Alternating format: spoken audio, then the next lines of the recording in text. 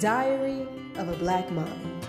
It's a space where women can come together to feel safe, to listen and be heard when it comes to our journey in motherhood. With Christ-based principles, I aim to uplift and inspire.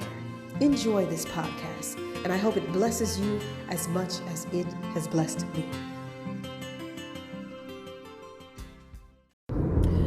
So I'm doing some research and digging deeper into my word so that I can be a better vessel, I can be a better friend, I can be a better co-worker, someone who contributes to their community, and most importantly, a better mom, right? So I'm just sharing a few things that I've unlocked. Number one, today is June 27th. It's a Thursday, 8:30 a.m., 2024. I am on day 3 of my fast. I started Tuesday, and by fast, what I'm doing is I will take my vitamins first thing in the morning, which I'm still taking like prenatals or whatever. They can be women's vitamins, but it's the same thing. Taking those, and then I will not eat until after 6 p.m. So between 6 and 8 p.m. are my times that I can eat. And I've told about, I think, 4 people that I'm fasting to hold me accountable and just to, say, hey, how's it going? And they're aware, and I'm supposed to. One of my friends, we send scriptures to each other that we can meditate on throughout the day, right, as a focus, and then you allow God to speak to you. So there's that. So I looked, there were like 3 scriptures. There was one from the verse of the day on the Bible app. There's one that he sent me, and there's one that I sent the one about casting down imaginations. The verse of the day was about how the devil seeks whom he can devour. He prowls the earth. And then the one that he sent, I forgot, which is sad because I need to look it up. But anyway, so then I was watching the live last night from Hardly Initiated that had Tiffany Montgomery, Tiffany Buckner, and this other reverend who is a veteran in the game of deliverance, right? I need to get his name. I had a conference call last night, so I needed to pause the live, and I'm going to finish the rest of the live today while I'm at work. And one of the questions that I had was, I was like asking God, because they say come to God like a child, which is just, as honest and pure, right? And he will answer you. So I was like, hey God, how can I explain to someone that you are the one true God? How do I do that? And then the part that I pressed play on to continue the live, or the replay of the live, Tiffany Montgomery was talking about how she said in Psalm 115 that their gods are like blind, deaf, and dumb. And then it also talks about how, and the people that make them will be just like them. So I was like, oh, let me go to it. So I went and had the Bible app just read it all to me. And I was like, wow. And I was like, but how though? How? And then I was like, well, what does it say in the beginning of the Bible in Genesis? The first sentence is pretty much, in the beginning, God created the heavens and the earth, right? We know about the earth, that's like the natural realm, and we know about the heavens, which is the spiritual realm, but also in its natural form. I went to the dictionary to look up the heavens, or like Google in the dictionary, and it said, in the religious sense, it's talking about the abode, that pretty much where God and the angels, etc., or the gods, and it's interesting how when you look online, this is a slight segue, they do address, or you have a big G versus a little g. So it's like the world knows, but the world is not giving the proper, acknowledgement, right? So anyway, so that was one, that was a religious definition. And then there was a literal definition, the second definition, which is why I was trying to get on today. It was talking about how in the literal sense it means the sky, and it said the vault that pretty much houses the sun, the moon, the stars, and I was like, that's so cool, the way that it was described. And so I was like, okay, Tiffany, it's a vault. Well, really, like a vault is like a safe, you know what I mean? And a safe has secrets and mysteries and things like that. And a vault can be as big or as wide or as deep, or, because it's a safe and it's in from the outside looking in. If you are not the owner of that safe or that vault, you don't have any clue of how deep, vast it can actually be, right? And it's evident. We go to space, we go to the moon, we send probes and machines or whatever to different planets, here in our galaxy, and then we're also searching for the other galaxies, and that makes so much sense. And I'm sure even in the grand scheme of things, it's all just a tiny little, it's a vault to God. It's like a safe where he keeps, these are the heavens, and he has this here, and oh, look at the humans, or I don't want to say the humans, but you know what I mean, kind of like the Tower of Babel, trying to find, just figure it out, the mysteries of space, the mysteries of the heavens, and also too in the spiritual realm, doing the same thing. And so that's really it. That's what I wanted to share. And I'm hoping that as I gain more revelation, I can begin to explain this on a level of maturity from wherever my daughter is, from when she's now to when she's 5, 10, 15, 16 to 20, and so on and so forth. And the cool, well, maybe it's not cool, but the interesting thing is, I was like, all right, I'm 38 years old right now, which is so weird to say, by the way. Now, when I had her, I was 37, and I did 37 times 2, so that's a 4, so it was 74. So I was like, okay, when she's 37, I will be 74 years old. I was like, okay, God.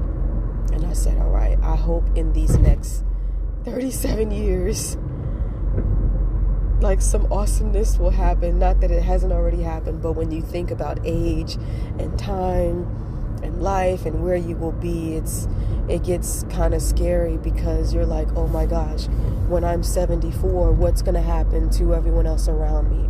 Where will everyone else be that I know and love?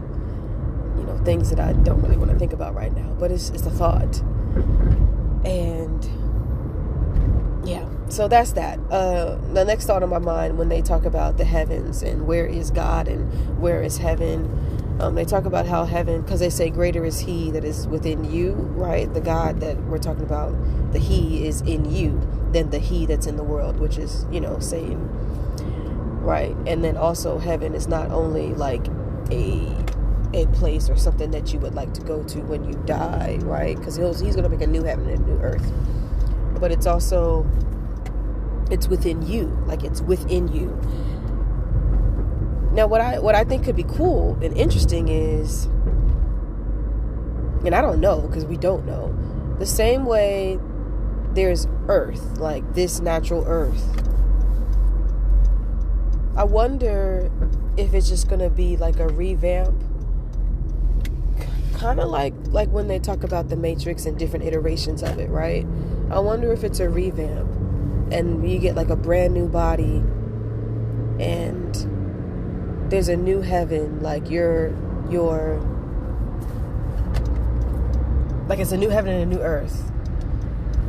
It's like this, but it's you've been actualized, you've been realized, you've been upgraded, and you get to I don't know what I'm trying to say.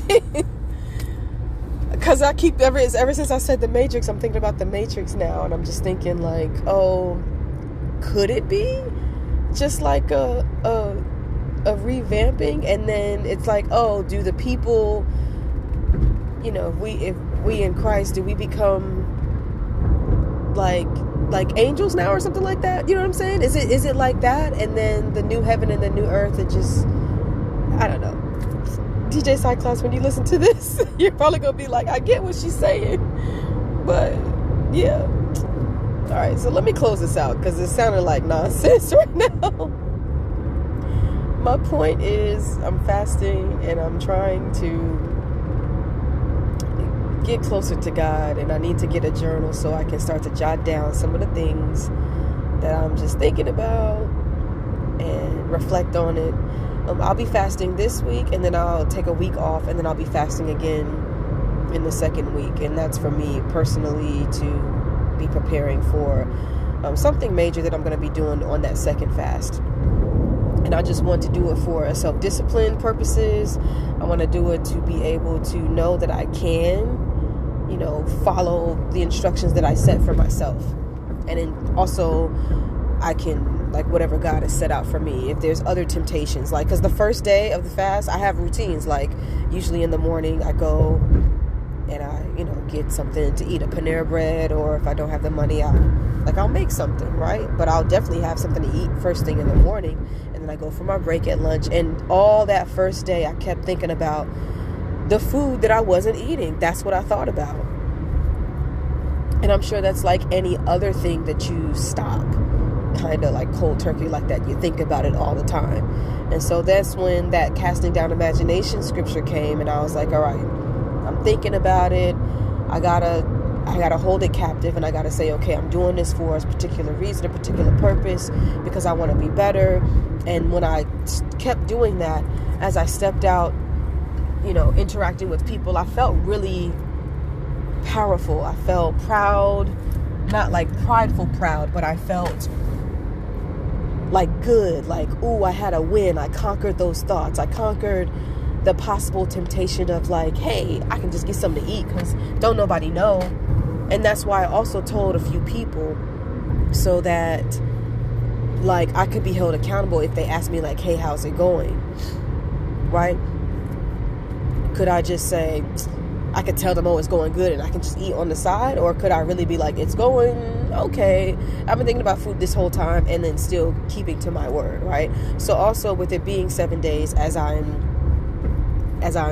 getting closer, I'm only on day 3 right now, so it hasn't even been half of a week yet. I'm hoping that my thought process and what I think about throughout this whole journey will change, and towards the end I can actually have a focus on, okay, it's, you don't live by bread or like food alone, but by the word of God. That's how you can push yourself in times when you're low, in times when you don't know how to, like, the best thing to think, right? And so this is giving me practices on, this is a natural thing that I need or that I want, right? But what can I do instead to fulfill my spirit and keep me focused? And I want to say, so far, I'm grateful that, I have my water. So that's what it is. I'm also drinking water throughout the day. So I'm not just not doing anything. I'm drinking can't even talk. I am drinking water, and when I feel really, really low, like bad, because I'm, hungry, actually, that's what I take a few swigs. I've been going to the bathroom periodically, so I know, okay, that's good. And I'm hoping that this fast will instill good habits, better habits for me to practice, so that now the week off, right? The week off of the fast, I still want to get up. What are my scriptures for the day? What do I need to focus on? I still want to drink my water throughout the day. You know what I'm saying? So it's about building my spirit, man, but also rebuilding it and making it even so much more stronger, so that when we talk about having a full cup, whether it's full emotionally, spiritually, mentally, whatever the case is, I know what it's like to be empty, but then I also know what it's like to be full. So with both, remaining content within God, and then also when you are empty, knowing what to do when you're empty, knowing where to go, what to read, when you're empty, and still maintaining a positive attitude, a positive disposition, so that people will not be able to tell what season you're in. Everyone else, like even my coworkers, this is one of the most intimate things that I think that I'm doing. So if I switch up and have let's say like a major change in my life, I may share those with a few people in an outer circle, right? But this is something for my inner circle, and everyone doesn't necessarily have to know that that's what I'm doing. Lost my train of thought after I was going to say that. But yeah, so I'm doing this for me, and I hope that I can create better habits so that when I'm full, I'm really full. When I'm halfway full, it's okay. I can still operate from a good space, and then when I'm empty, I can still do the same. That's the goal, and knowing what to read and to pray so that I can be my best self. And I also feel like I need to do this throughout the year. This is not just like, oh, that was cool, that was fun. No, I need to do it multiple times so I can regain a focus. And then with each time that I do it, when I get really good at it, I want to upgrade my fast. So like if I'm first doing the food thing, and that's just the basics as far as like, because I remember I would fast from like TV or something like that, but I never did food because I was like, there's no way. But it actually helps to block yourself from getting something that you naturally actually need, because then you really can see what your willpower is, right? So when I do it the next time, I'm going to add food plus probably something else, like, all right, no social media or whatever for seven days. You know what I mean? Something like that to up it, to really, focus my time. But let me, baby steps. And as long as I can discipline myself with this now, I want to, like, this is a new level in my life and in my spirituality, so that it's like new knowledge. You know better, you do better. So after like this week and the next week and the next week, because it's a 3-week kind of like process, it's like, all right, now you can't go back to the old. You can't go back to that version of Tiffany. This is an upgraded version of Tiffany where you've done your fast, you've done, looking at your scriptures and stuff like that. Now, how are you going to live your life going forward? And if you fall behind, like, it's okay, but pick it back up. Do a self-correction. And I actually did that, I want to say, naturally, in reference to my job. My store manager was telling me how, like, he has to give me like a soft correction, and he'll be like, hey, like, you're falling off with like being on time at work. And instead of him telling me, because I got really close, I was getting to work at like 9 and 9:05, and I self-corrected, and I went back to my usual time, getting to work at least 10 minutes before work started, right? And so I did it on my own, and I was really happy about that.